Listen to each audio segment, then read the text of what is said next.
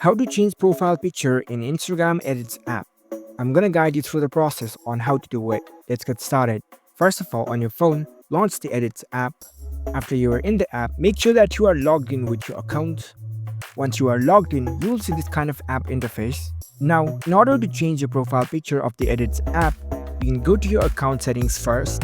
Here in this home screen at the top right corner, you can see your account icon. Tap on it.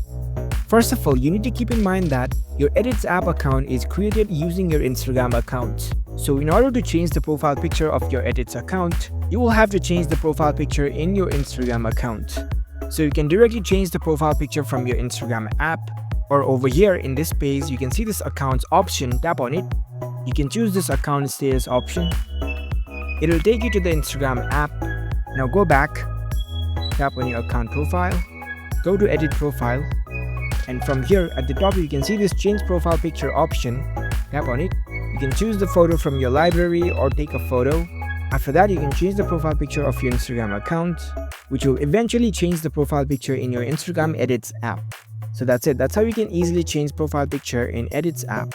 If you found this video helpful, don't forget to give this video a thumbs up and subscribe to our channel for more tech tips. Thank you for watching.